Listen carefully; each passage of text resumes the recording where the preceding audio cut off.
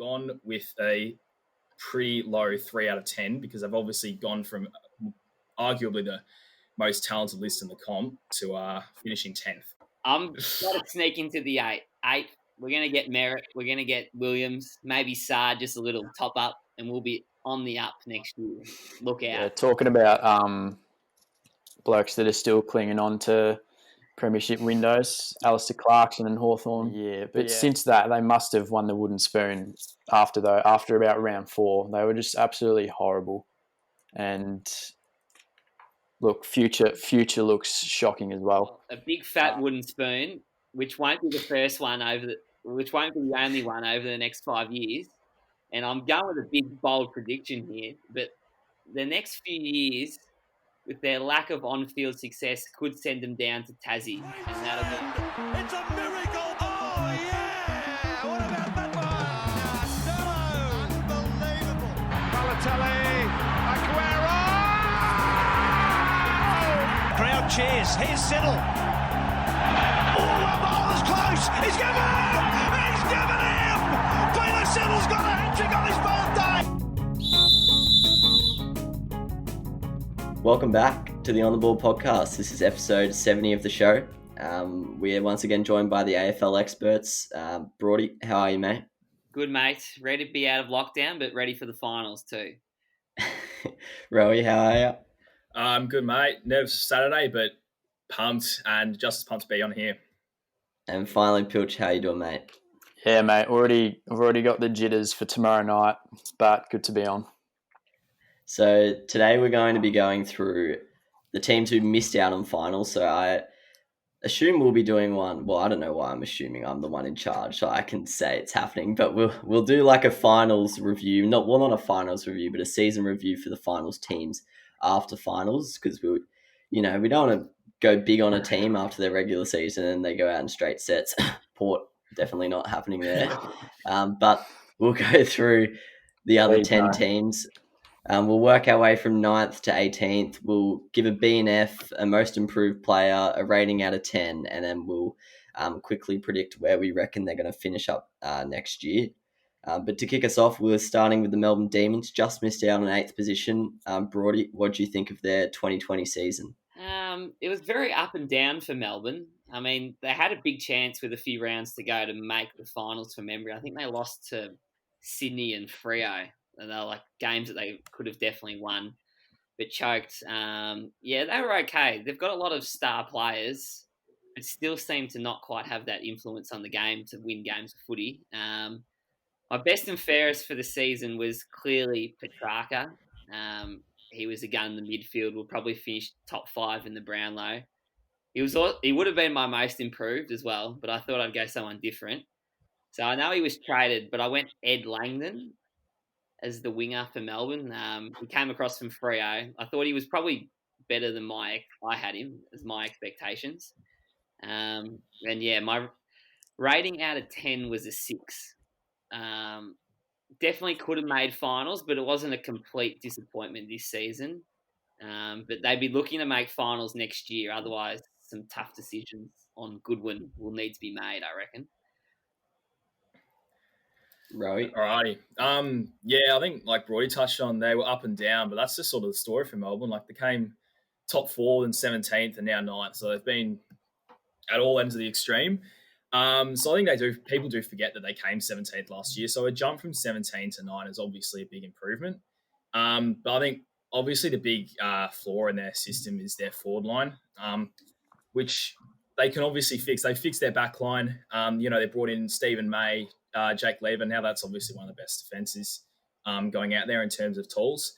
They're just inability to score big scores and blow teams out of the water is what's lacking with them. Carlton have obviously had that problem before. They had that massive streak of not being able to kick 100. But I think they can definitely push for the top 8 next year. I think a lot of it will come down to the trade period, actually, depending on who they bring in and whatnot. I'm going to give them 6.5. I think they were, obviously, because they've jumped up from 17th. My BNF is Petrarca, who questionably took Steele's spot in the middle of the All-Australian team. That's all right. And most improved, I'm going to go with Stephen May, who I think took his game to another level this year. Obviously, it's very stiff to miss out on the squad. But yeah, that's my review for Melbourne. Pilch? Yeah, I agree with you two boys. Like very, very inconsistent all year. But as you said, Rowey, they were 17th last year, and I think obviously you never want to come ninth, but I feel like ninth before the season started would probably have been a success. Like not many people had them making the finals, so I thought it wasn't too bad. Obviously Petrarca for the BNF, and I've also done him for most improved because I think he was probably the most improved player in the entire AFL this season, and rating 7 out of 10. Yeah, so I'm gonna take a bit of a backseat today because obviously you boys are the AFL experts, but I'll be going off my Brownlow system again for the BNFs and most improved. So my BNF, he was actually the runner-up, but third place because my winners were tied. Clayton Oliver, and then my most improved was Petrarca. But yeah, predictions, boys. Broady. I've got them finishing 11th. But I'd be concerned about that because they've got a lot of players sort of entering their prime now.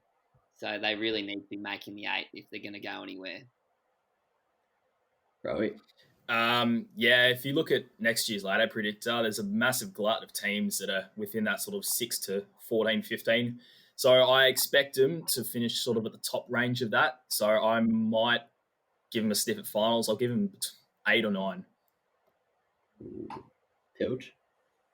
Yeah, it's quite unpredictable in this range. I've gone with 12th just because they've still got a lot of issues, but I mean, if they do fix up their issues, then they definitely have a lot of potential to make finals.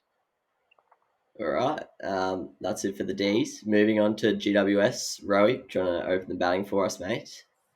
Sure, mate. So the Giants, bit scared that their premiership window is actually closing now. They've obviously had a shot at the big time last year, got flogged by 89, and now they're out of the 8, which is what Richmond have tended to do to their past opponents in the granny. I think the main problem with them actually is just their culture around the club. Obviously, the lacking fans and supporters is a big contributor to that. I remember reading about Lachie Whitfield when he was actually drafted. His immediate mentality was that it was going to be a 2-year stint and then he'll come back to Victoria. So I think that's what's impacted a lot of their plays. And obviously, Core and Williams have basically gone. Cameron is questionable. But a good positive about that is that I think all those players are replaceable, even Cameron. One thing to note that I think they've got to fix is their ruckman, which is obviously underrated by a lot of clubs, I think, but there's only one on every 22, sometimes 2, but it's a very unique spot, and they're actually ranked last in terms of first score scored every game. So I think that's mainly because the middle 4 changes every week. There's always either Mumford or Jacobs, and those 2 are basically gone now. So I think they're going to have to invest into a mainstay ruckman to improve for next year. I've gone with a pretty low 3 out of 10 because they've obviously gone from arguably the most talented list in the comp to finishing 10th. So I'm scared their window's closing, but I expect improvement from them next year. Pilch? Yeah, I agree with all those points, and I don't really rate Leon Cameron. Like I think there were some serious flaws in their game plan this season as well. Like their ball movement, they chipped it around the back for 10 minutes a quarter, not even looking to move it forward.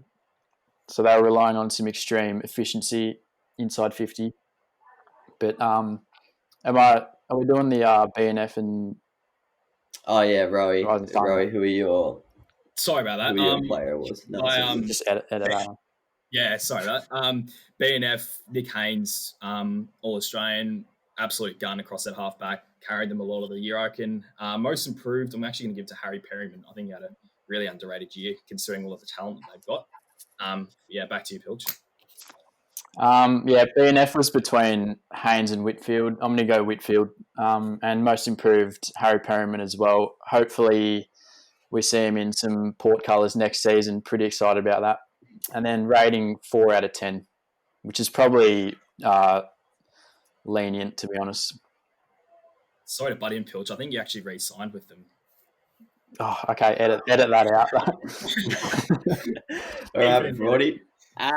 Yeah, that's ruined me night. I agree with what these guys said mainly. Obviously, a huge disappointment. Pilch hit the nail on the head. Like, their ball movement, they used to be an exciting team who used to really run off halfback with a lot of run and carry, and they've just lost that. They played boring, slow footy and chipped the ball around. Rowey's right. I think Mumford might have signed another year as well a few days ago. I think We're all wrong. I think so. Like, if he's going to be their number one ruckman again, there's big issues there. And then, too many of their players just seem to play with their, heads down almost. Jeremy Cameron's attitude, especially in the second half of the year, was a joke. I was really disappointed with GWS, if you can't tell. My BNF was a toss-up as well between Whitfield and Haynes, but I went Whitfield and agree with you guys with Perryman as the most improved. Definitely one of the shining lights for them this year. And I gave him a 2 out of 10. Pretty poor after making a grand final last year. Didn't play with any spirit. It seemed like the hub life and COVID sort of got the better of him. Yeah, so for the awards, I've got the same as Rowey. Haynes, BNF, Perryman, most improved. All right, predictions, Rowey? I've got him finishing outside the 8, just because I think the problem of mentality and mental, toughness is a lot harder to fix than simple list changes. I've got them finishing outside the 8. I reckon just 10 or 11, 12 where they finished again. Pilch? I've got them 13th, actually. I think they're going to decrease a bit again, and I think the finals window is definitely closing. Broady? As much as I was disappointed with them this year, I've still got them bouncing back a little bit, and I reckon 6th for me. Ooh. Bit of variation there, fellas. I like it. Next up, we've got Broady's Blues. So we'll just dog the order because we'll let Broady talk about his side. So finished in 11th. Broady, what do you think of the season? At one stage a year and a half ago, we had won about 4 games in 43. So we've definitely improved under David Teague. It was a really rough trot for a long period of time there. But I still feel like we didn't quite play to our potential this season. We had a lot of tight games that we won a few of them and lost a few of them. So if a few more results went our way, maybe we could have pushed for finals. But ultimately, Carlton had the chance to make a run for the 8, but weren't mature enough and didn't win enough games in the back half of the year against Collingwood and GWS and those sides. So overall, though, I think we improved. A lot of the young players are still getting better. Kerno and Marchbank and these guys will be back next year to help us improve. So fingers crossed we can go another step again next year. That being said, my BNF was Wiedering. Personally think he was very stiff not to make the All-Australian. Probably a bit biased there. Agreed.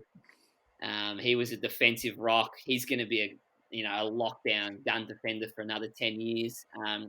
Most improved. Hammer, I know you love him. Setters. Thought he made a big improvement. Played a lot more midfield time instead of the wing last year, so he was much better. And my rating was a 6. I think it was about just above par. I think most people would have had us missing the 8 by a game or 2, and that's about where we finished. So, yeah. Pilch, what do you think? Yeah, look, Broady's pretty much hit it all on the head. At one stage, people thought they were genuinely going to make the 8. Probably just a little bit of inconsistency, which will they'll fix that in the next 2 years, definitely, and they're definitely on the up.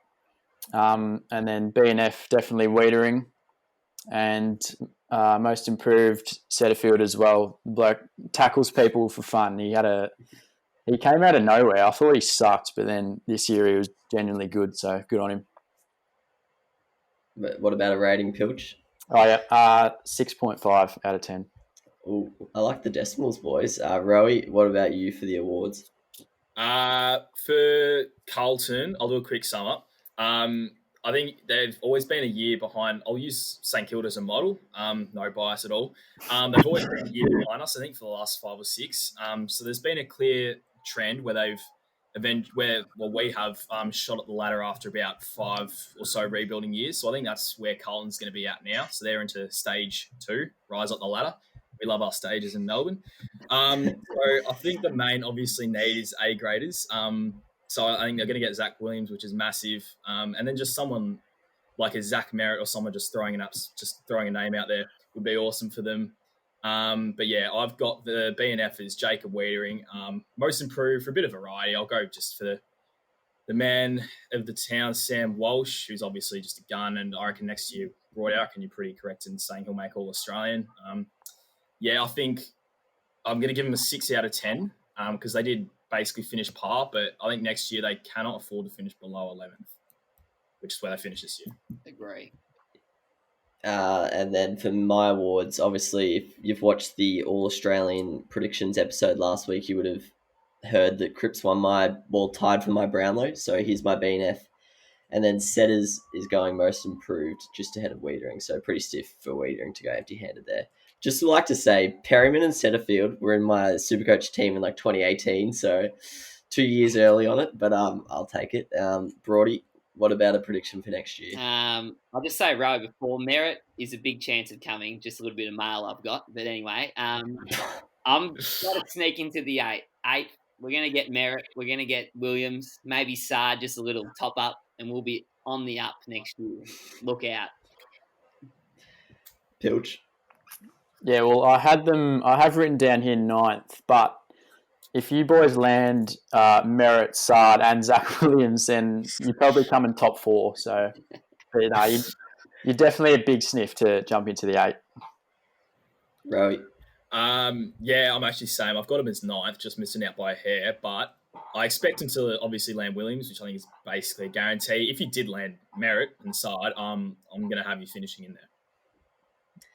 All right, next up we've got Freo, finished in 12th. Pilch, do you want to start us off? A bit of a fan of Freo these days, aren't you, mate? What do you think of their season? Yeah, I do have a soft spot for Freo, similar with the Swannies, because I like a lot of their players, and they have a lot of young talent. I'd say they've probably surpassed expectations this year, and I've been hearing like a lot of people expecting them to jump into the 8 next season, so they're an interesting one to watch out for. In terms of the BNF, Nat Fyfe, few contenders, but Fife's probably still their best player this season. And most improved, our man Andy Brayshaw. What, for the rating? What are you feeling? Sorry, my rating is 6.5, same with Carlton. Rowey, what do you think of Freo? Well, I think obviously new coach. It started off pretty poor, but that was obviously expected. And there was 7-6 after round 4. So in the positives, which is a great sign, especially given the young list that they've got. So they've done well to rebuild actually without completely bottoming out, which I think we've seen with Adelaide. We're about to see with North. We've seen with Carlton and Saints before, obviously. I think Chero, Brayshaw and Sarong, those are going to be 3 massive. That's going to be like the best 3 midfielders for the next 10 years, I reckon, once they obviously mature. BNF, I'm going to go with Luke Ryan. Obviously, Fyfe and Brayshaw are a couple of contenders. I think Luke Ryan was absolute rock for them. Most improved, obviously can't pass Andy Brayshaw. He was an absolute animal. Rating, I'm going to give him an 8 because new coach. After round 4, they were 7-6. But yeah, also big fan of Fairests' song. I reckon it's the best song in the AFL, just quietly. Yeah. All right. Broadbent, what do you reckon? I'm with these guys. I'm really bullish on Freo the next few years. I think they did really well with the new coach. And when they get to play more home games next year and stuff, they'll be close to making it. For me, yeah, Luke Ryan, All Australian, had to have him as my BNF. And it was a toss up between Chera and Brayshaw, but I went Chera as most improved. You guys touched on that with Chera, Brayshaw, and Sarong, and they're really exciting midfield for the next 10, 15 years for Freo. And I didn't have 8 out of 10 as my rating because I thought you can't give that to a side that hasn't made the finals. But Rowey, you've convinced me, and I'll go an 8 as well. All right, Pilch, you talked about potentially them sneaking into the finals next year. Do you reckon they're going to do it or just outside? Well, I've got them just outside, but I wouldn't be surprised if they did make it, and I will be rooting for them to make it next season. Rowey, are you backing them in? I'm backing them in, mate. I reckon they're going to have I'm going to reckon they're going to claim a few big wins at Optus. They're going to have the crowd around them. They're going to beat a few of the likes of like Richmond, West Coast. They're going to get a few massive scalps next year, I reckon. So I've got them in there. Broady. I reckon the purple haze is going to be up and about, Rachel. Very nice. I think they're just 1 year away from the 8th, so 10th for me. Improving, but not quite there yet. And then I forgot to do my awards. Luke Ryan got both of mine. Smashed it in my Brownlow thing. I think he came 4th. So yeah, unsurprising there. I actually got my prediction for Freo spot on. I only got 2 correct in my whole 18. And Freo was one of them, which I think was actually a bit of a shock because I reckon most people would have had them down at like 14th to 17th, somewhere in there. Next up, Rowey, Essendon finishing 13th. What do you make of their year? Not good. That was the first dot point I have. Literally just those 2 words. I've seen like a bottom 4 side next year, especially if Sard leaves. I think that's just going to be massive if he does, because he just gives them a lot of that run and carry off half pack, which is obviously going to be missed now with McKenna also gone. I'm still unsure about their forward and defence, especially I don't know what the hell's going on with Hurley and Hooker. They're not going to be part of the next premiership team, so they've got to invest in both ends of the ground there. Only area that has real class really is the midfield. So it's Shield, Merritt, and McGrath, which are all pretty quality players, and obviously Ridley at halfback. But they do really need to keep Merritt. They can't afford to lose him. My gut feeling says he stays because I'm not a Carlton supporter. But their number one job for the next few months is just make sure keep Merritt, keep that middle 3, and just focus on the key pillars at the other end of the ground. BNF. It's line ball between Merritt and Ridley. I'm just going to go Ridley because he's only played 20-odd games and he's already won the best and fairest. I reckon should have made the All-Australian team. Most improved. I was going to go Draper, but like this is his first year, so I'm going to go Adam Sard. I think he just took his game to another level and was pretty stiff not to make the All-Australian squad. Rating, we're going for 3 out of 10. They're going to bottom out. Broady. Not good news at all for Essendon, I think. They're a long way off. Clearly, the coaching handover between Worsfold and Rutten hasn't really worked because a lot of their players seem to want to exit the club. I saw something the other day. If good chance, say, Danaher, Fantasia, Merritt's already gone, and Sard. They're like 4 players all between 24 to 26, like in their prime. If they all want to leave the football club, it's going to be a real issue for them. They had a really good start to the year, but that was all because of their fixture. They played a lot of the bottom sides, and then they fell away badly. So, not a good year for Essendon. I think they're a long, long way off of premiership tilt. BNF for me was Zach Merritt, so that meant my most improved was clearly Jordan Ridley.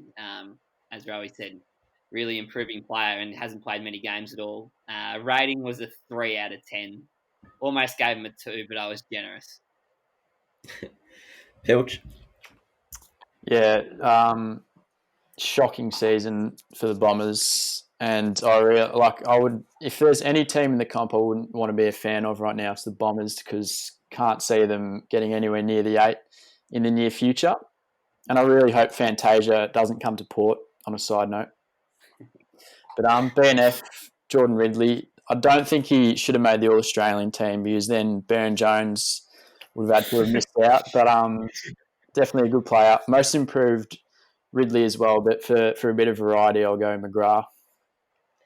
And rating 3 out of 10. 3 out of 10. Oh, 3 threes around the board. I like it. Ridley swept up both awards for me. I think Essendon was actually my most incorrect prediction. I had them up at 5th, if you remember. It wasn't too good. Tied with Port, I think 9th to 1st, both 8 points off.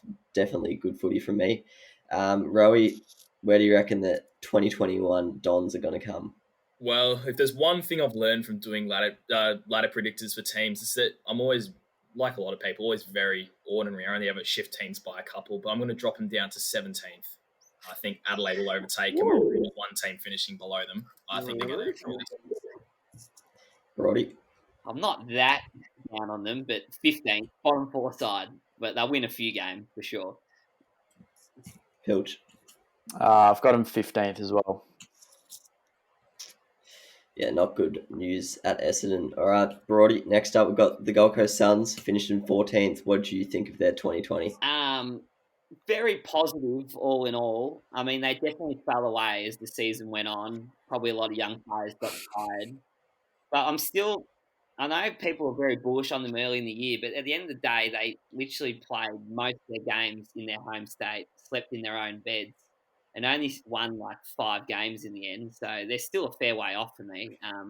Obviously, we speak about it all the time. They've got plenty of young players who are really on the rise, and they're going to, build that team for the next 10, 12 years. But my BNF goes to Sam Collins. Probably stiff to miss out on the All-Australian squad. I think he did win their BNF as well. Great story. Used to play, Resis and VFL down in Victoria, and then made his way into the big league. So well done to him. Most improved was a hard one, but I thought Jack Lukosius became a more dominant player this year. I think he played a little bit forward, a little bit back last year. Wasn't really sure where he was playing. This year they put him on the half back line, and his penetrating right boot was damaging. Overall rating was a 6 out of 10. Definitely steps in the right direction, but still a little bit off and making a finals tilt. Pilch. Yeah.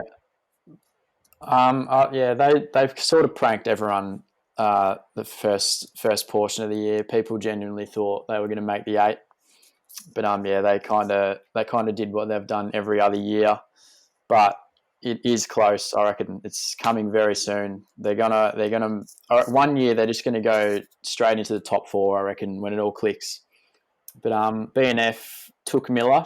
Collins a bit stiff, but I've given Collins the most improved award and a rating of 6 out of 10. Just a quick side note.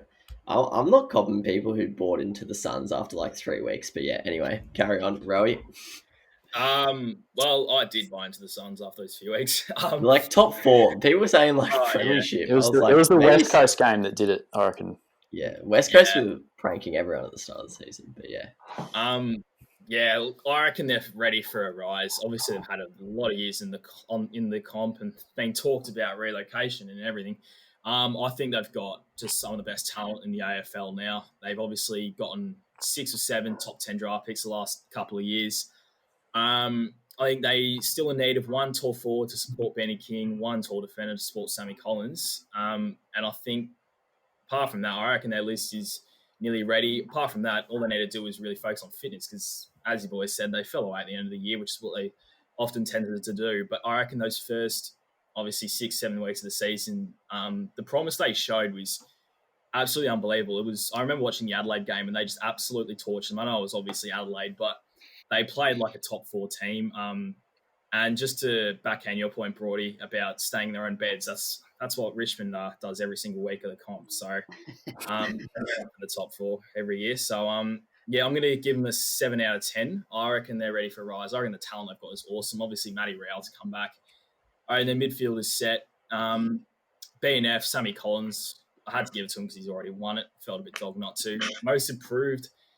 It was quality last year, but I'm going to give it to Hugh Greenwood. I just think he was awesome for them again this year, especially in the absence of a 6-game of Matt Rowell. He was an awesome fill-in for their midfield, so I'm going to give it to him. Yeah, Hugh Greenwood swept both awards for me. I have to say, someone should hire me in the AFL. I think my whole Supercoach team from 2018 has won the most improved here for me. Predictions for next season, though. Broadbent, do you reckon they're making the 8? No. But 13th. They'll be all right, but I think they're still... I agree with Pilch. I think when they do make it, it'll be like a really quick rise. Pilch, where do you reckon they'll finish? Yeah, I've got them at 11th, actually. I think they'll get a little bit better, but they're not quite ready to make the big jump. And Rowey? I've got them, 9 to 10. I didn't really do a ladder prediction before this. I've just sort of got roughly where they'll be. I've got them just missing out, but I'll include 8 in that bracket as well. So I've got them like 8 to 10, 8 to 11. I just reckon they have potential to make finals next year with the list they've got. Yeah, it's tough to predict next year because there's quite a few teams. There's a bit of a log jam. There's like a few teams trying to push up, and then there's a few teams who are slowly like declining, but they're not really accepting their crap. That's It really directed at depends on the Essendon. trade period and the draft. Really, Yeah, for a lot of that's those true. teams, 1 or 2 players either way could make a big difference. So yeah. Yeah, that's a good point. All right, next up we got Hawthorn. Pilch, lead us off, mate. Yeah, talking about blokes that are still clinging on to premiership windows, Alistair Clarkson and Hawthorn. But yeah, I don't know. They beat Brisbane and Richmond early on in the year, but since that they must have won the wooden spoon after about round 4. They were just absolutely horrible. And look, future looks shocking as well. B&F, slim pickings, but Jack Gunston made the All-Australian squad, kicked a lot more goals than I thought. Was quite surprised to see him third in the Coleman. And most improved, absolutely no one to pick from, but I've gone with our boy Jack Scrimshaw. Pretty much solely because I picked him up in Supercoach and he averaged about 85 for me at D6. So I got a soft spot for him. All right, next up, Rowey. Yeah, so they finished 15th, the Hawks. I can't see them finishing high next year. I've got them at bottom 4, especially if Gunston leaves. I think he's rumoured to leave. So I think at the start of the year, I asked the question, who was going to kick the goals for the Hawks aside from Gunston? Was it O'Brien, Patton, or Lewis? Like which one was going to emerge? Obviously, no closer to that answer. I have no idea on any of them. I think they're all at the moment duds. I think Warple just needs to take it to another level. He's obviously had a lot put on his shoulders the last couple of years, and he's been awesome. I think he's got potential to be one of those big breakout players. But yeah, I don't know if you boys watch. I know Broady, you probably would have watched before the game a few years ago on Channel 10 or a while ago. I'm going to give a Tool of the Week award to Clarko just for spinning the dummy every single week when his side loses. I just reckon he's one of the big flaws in their system, the fact that he's just holding him back from a much-needed rebuild. B&F, I'm going to give it to Gunston. Pretty obvious, Tommy Mitchell wasn't at his best. Most improved was also our boy Scrim. I remember playing Fall Guys with you, Pilch. You said you'd brought in Scrimshaw this week, and I a couple of tons after that. So I thought, he'll be absolutely laughing. I'm going to give them a 4 out of 10. Ooh, Broady. I mean, it gives me a lot of delight to see them suffer this year. They've been a champion team. I was sick of them. And it's great to see that they're just going to be really bad probably for a long time now. I mean, they've got a couple of young players that show some promise, a bunch of old blokes, and if there are any blokes in their prime, they're like half injured, like O'Meara and guys like that. So they're going to struggle for a long time. Yeah, I had the same B&F and most improved as you guys, Gunston and Scrimshaw. Scrimmy's getting the love. Yeah. It was slim pickings, let's be honest, but he was one player that can hold his head up high. He definitely improved and became a regular AFL player this year, so good on him. Yeah, I gave him a 3 out of 10. They're going to have a long time of suffering, I think. Yeah, so for my awards, obviously it's done on votes, so Sky only played half the season, but Sicily won it. Probably congrats to him. I think he was winning he was either like second or third, but he was right up there for my Brownlow when he went down injured. So, shout out to Sicily. And then, most improved Scrimmy. It'll be interesting to see how he goes when Sicily comes back, because I think he was kind of filling that role a little bit, but they do have different skill sets. So it'll be interesting to see how they work together next year. But most improved Scrimmy. Who started us off? Was it Rose or Pilch? Yeah, I think it was. Where do you reckon they're going to finish next year, mate? Firstly, I forgot my rating. I gave them a 2 out of 10. I believe that was my lowest rating. And next year, the wooden spoon for the Hawthorn Hawks. Yeah, love to see it. Rowey? I've got them 16th. I definitely have them bottom 4 side. I maybe could switch them in the Bombers around 16, 17, but yeah, at the moment I've got them 16th. Broady? Yeah, 16th. All right, next up we've got John Horse Longmire's Sydney Swans. Rowey, do you want to start us off? Sure, mate. I think what we noticed from the Swans this year was just another little bit of a rebuild season. It wasn't anything too spectacular. I think they've obviously need a bit more talent before they make a top 8 push. They've obviously got the emergence of Rowbottom and Florent and all those blokes. So I think they're building nicely. A few blokes in the engine room. They're also going to get a couple of top 15 midfielders in the draft. I don't know if you boys know. It's guys called Braden Campbell and Errol Goulden are absolute guns. So they're going to get a few more young kids there. And I think I don't have them pushing for top 8 yet. I've got them. Well, I won't do my ladder prediction yet. But I think they've got a much better side on paper with Isaac Heaney in there. I think a fit Isaac Heaney, who was really missed this year. I think it just basically concluded that they weren't going to make a top 8 push. But I think the talent they've got on the list, plus the experience that they've got on the list, obviously meant that they got a few big scalps. Obviously, end of the D season, nearly torched the Cats' chances of top 4. So I think the primary focus for them next year is just going to be moving up a couple of spots. I don't see them making top 8. I don't think they expect themselves to, but I think up a couple of spots will definitely be the main priority for them. BNF, sorry. I've got Luke Parker and most improved James Rowbottom. I'm going to give them a 5 out of 10. Might be a little bit harsh, but at the end of the day, they did come 16th. I think they've got a lot of talent on the list. I think they're going to push in a few years. Broady? Yeah, I think they did a really good job of sort of rebuilding on the run this year. They had a lot of injuries to key players like Heaney and Buddy, and Rampy was out for a fair bit, Kennedy. So they gave a lot of games to youngsters, which will hold them in good stead for the future.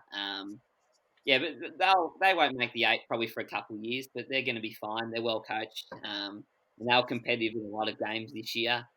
My BNF went to, I'm probably a bit biased here, but Cheeky Pappers. I know he's staying at Sydney. But, you know, I've got to give him some love. Love the way he plays his footy. My most improved was a bit left field, Tom McCartan. He played like the last 6 to 8 games, I reckon, as a backman and actually showed a lot of promise. And I think they might lock him in for the next 10 years as a key defender instead of a forward. I gave him a 6 out of 10.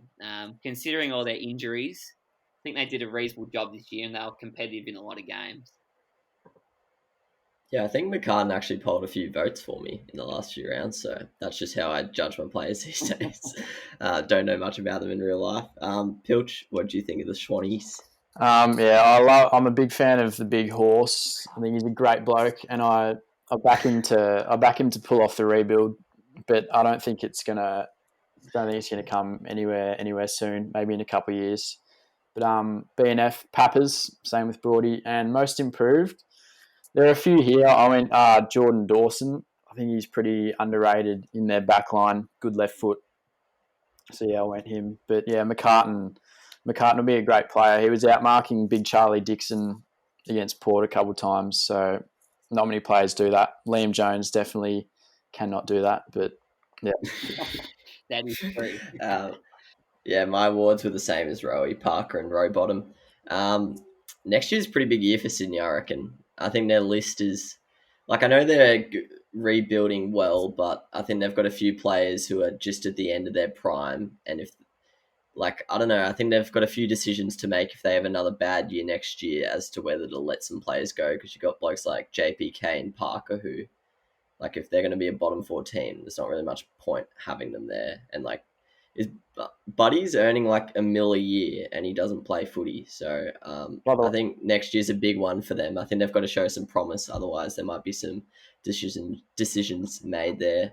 Pilch, what were you going to say? Did you guys hear Buddy took the bins out a few nights ago? Pretty big news.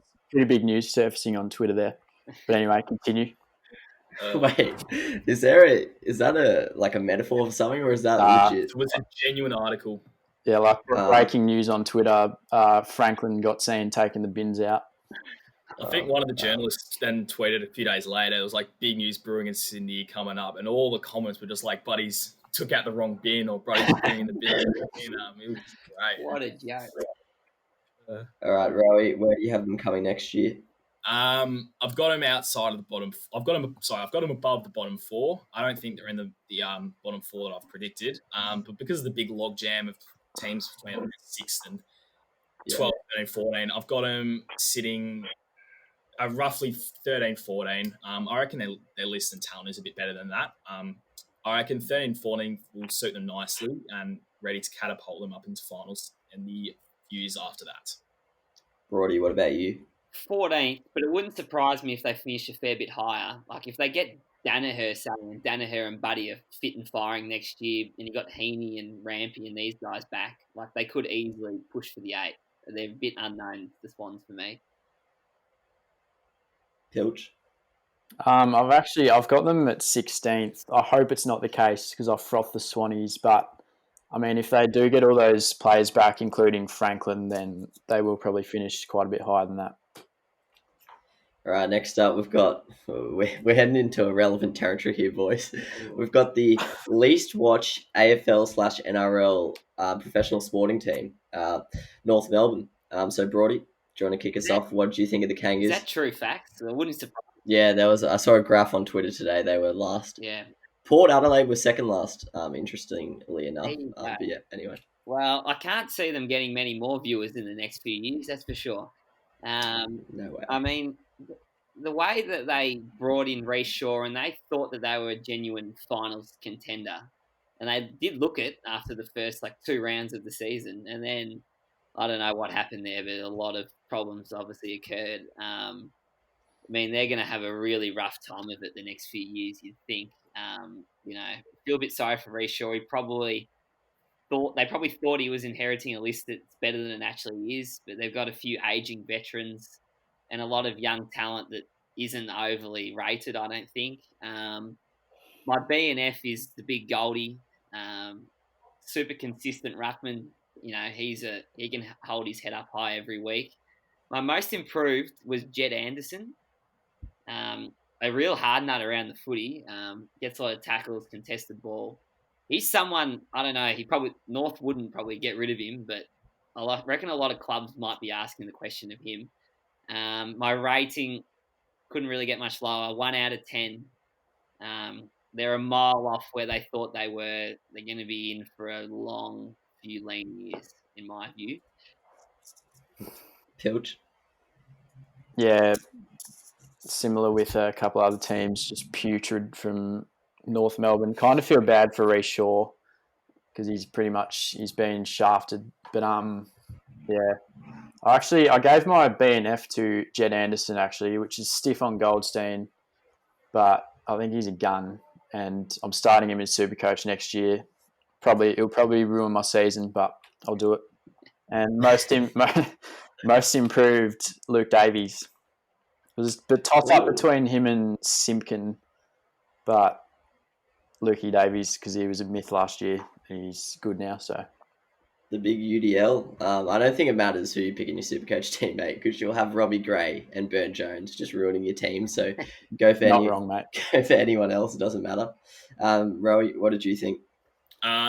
Yeah, look, for Essendon, I had 2 words. I had not good. For North, I've just got really not good. Yeah, they're in a similar position with the Hawks, obviously. Had a bit of self-belief. I'm going to go with cockiness, that they thought their list was good enough. Obviously, they've got the aging veterans, talent that's not very talented at the moment.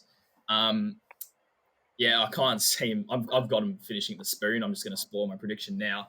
I think LDU, obviously good young player, Blood's boy. Him and Simpkin, big handballs of the footy. I don't overall rate their kicking at the moment. I had Supercoach in my team. I had Simpkin in my Supercoach team for the second half, and he just killed me every time he got the ball. But yeah, I think they've just got to draft. It's going to be a rough few years for them, but there's only one way out of it, and that's just to get talent. Main thing they've got to focus on is getting support for Larkey now that Ben Brown's leaving. Otherwise, there is cooked as a turkey on Thanksgiving without any more tall forward presence up there. Because Larkey's he's been a promising player, but hasn't notched 50 games yet. No one else that can kick goals with him. It's B&F. I'm going to go with Goldie. I absolutely shafted him in another episode of On the Ball because I just forgot about him. I think it was a mid-season review. So I've got to go with Goldie. Most improved, obviously Ken Anderson, but I'll give an honourable mention to Lukey McDonald. His second half of the year was a bit of an emerging standout defender. He'll be in my super coach team next year.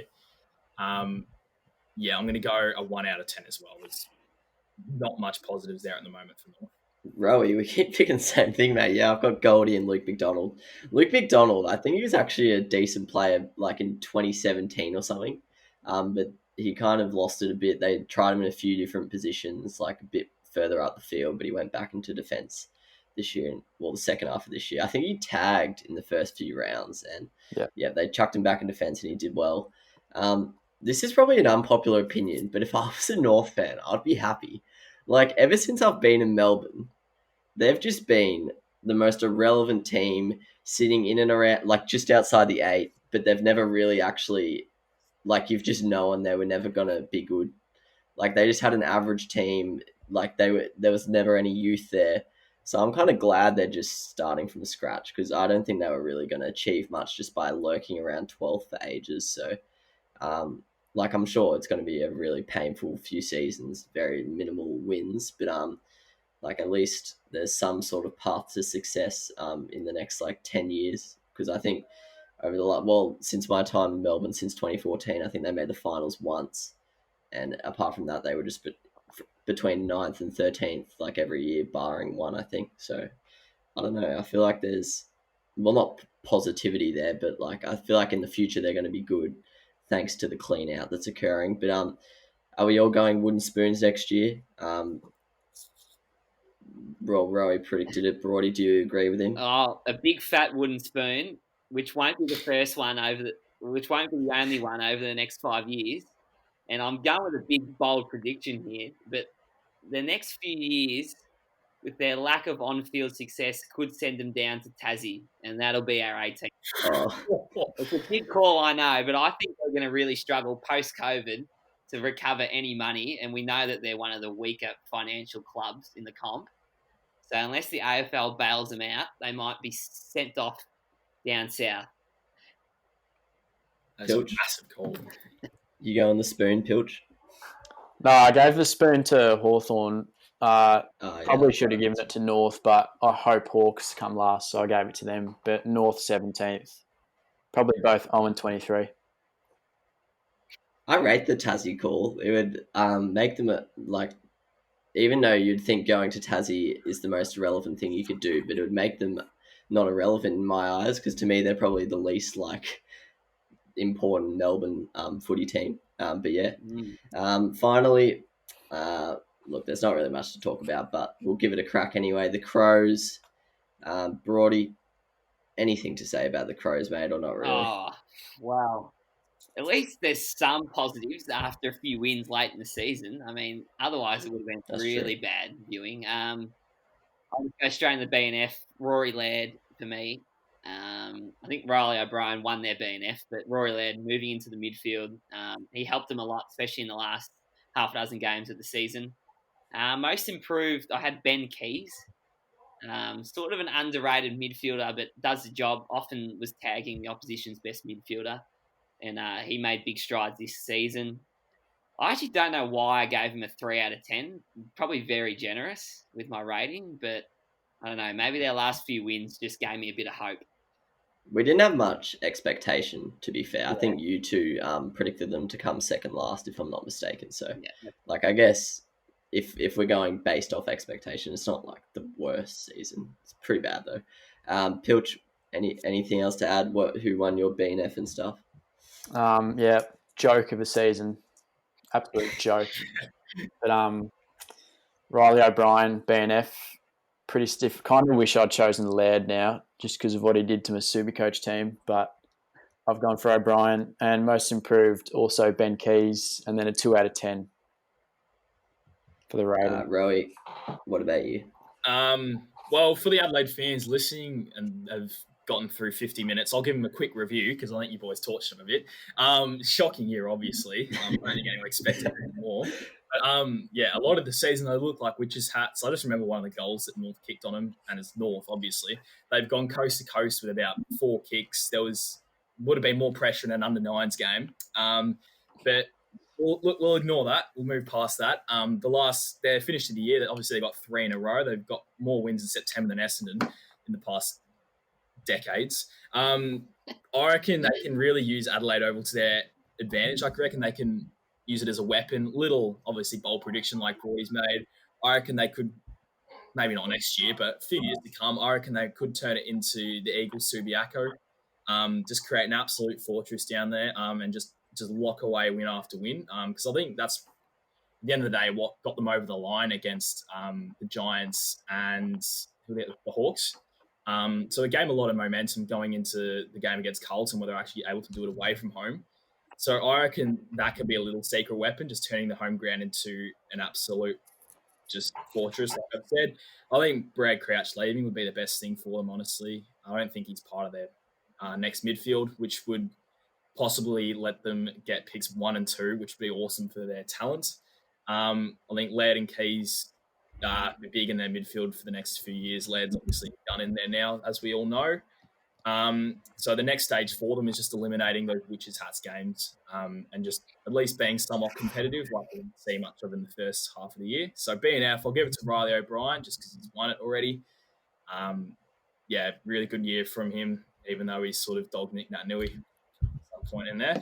But most improved, I've gone Ben Keys as well. He actually got delisted by the Lions. He was an absolute ball magnet in his draft here, and he's turned into a pretty decent tagger who cost me a scare when they played the Lions, and he nearly stopped Lachie Neale from getting the Group 1 most touches, but it's all good. He softened the tag.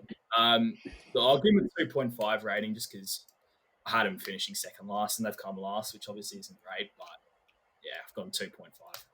Yeah, congratulations to Adelaide. They picked a lot of Port Adelaide games for the worst half of football I've ever witnessed. I think it was against Freo in about round 5. Both teams were winless, if I'm not mistaken. It was the first half. I think it was a Saturday Arvo. It was the worst half of footy I've ever seen.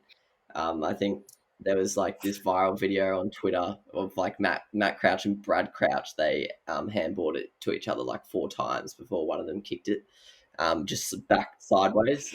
So that kind of showed what those two are about. Filthy, dirty hogs. But yeah, in terms of my awards, O'Brien and Laird shared the BNF and improved. Even though it was his first year, I actually had Shane McAdam, so you can't really improve if it's your first year, but I thought he was pretty decent. But yeah, Keys I rate. I remember I watched a few of their games in the first 6 or 7 rounds, and I actually thought Ben Keys was a bit of an unsung hero. Maybe I just noticed him more because, he's got that weird bloody emperor penguin haircut thing going on. But Broady, what about your prediction? 17th, keep playing the kids, and that's all. Pilch? Yeah, I torched them in my review before, but I do rate Matty Nix. I think he's actually a very good coach. He just got shafted with an absolute trash can of a team. But they showed good signs at the end, sort of turning it around. So they're making the jump next year up to 14th for me. Rowey? I've got to make a bit of a jump to 16th.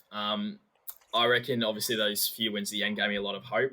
They're obviously able to beat Carlton, who we all, namely one person in here, had massive expectations for.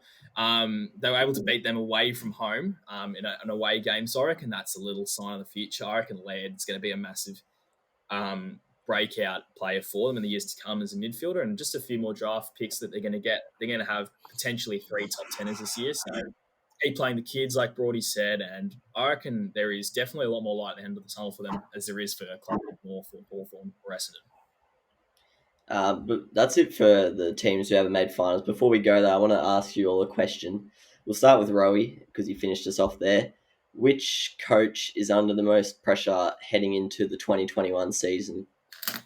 I reckon it's not in terms of pressure as in whether he loses his job or not, but just pressure overall. I reckon Ben Rutten. Obviously, he's been left with a massive task. I think they've obviously losing a bit of their list. They've lost a lot of faith from their supporters, and he's now been left with the reins. He's going to be the solo coach. I reckon all eyes are going to be on round 1 on Ben Rutten to see what Essendon dish up.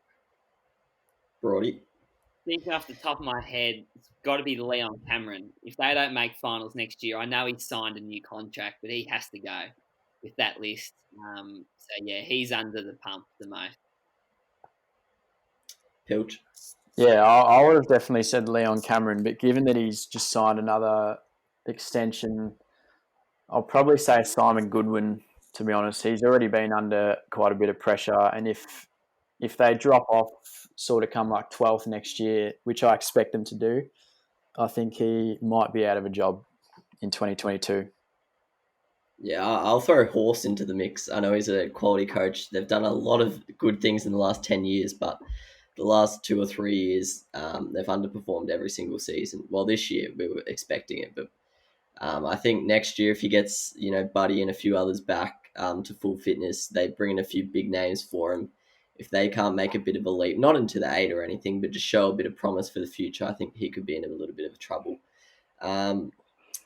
Wait, final question. I've just thought of something. We should probably give Clarkson a shout out here. Yeah, I was just going to say, how many years of Hawthorn being bottom 4 does Clarkson get till he gets sacked, Rowey? Well, I just think he's been a knob ever since they've become unsuccessful. I'm giving him next year. I reckon they'll keep his hands off him, but near to the end of the year, when they finish 17th, like I've predicted, or 16th, I reckon all eyes will be on him. And if we ask this question in 12 months' time, I reckon he'll be the main coach that's under the pump. Oh, Broady, how long do you think he's got?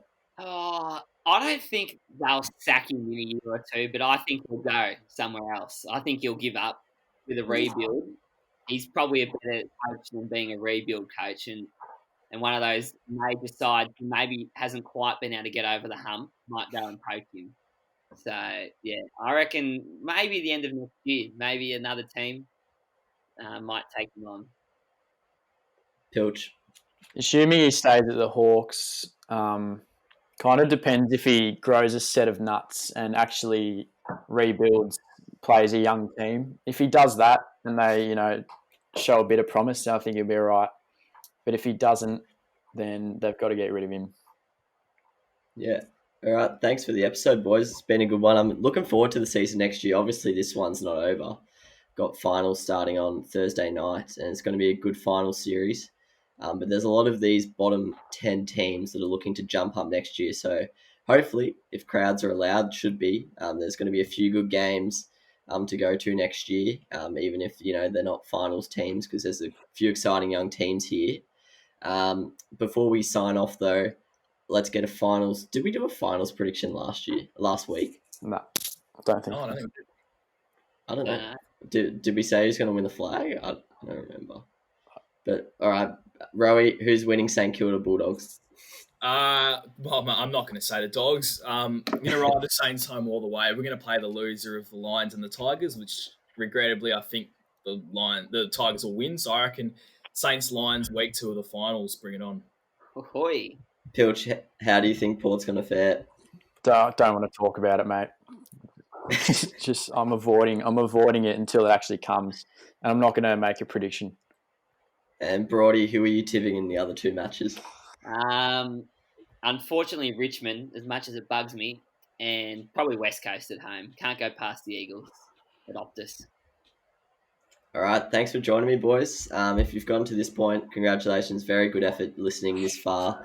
And yeah, looking forward to the finals. Hope you guys are as well. And enjoy the rest of your week. See ya. I'm going to get us up to that 1 hour mark because this is going to kill my OCD. Oh. Okay. There is an artist on Spotify called Checkers. He does a remix of every AFL song, and the Fremantle song is an absolute banger. And it's not just I listen to it not just because it's an AFL song, but just because it's just an absolute banger. I'm going to whip it out once we're out of COVID.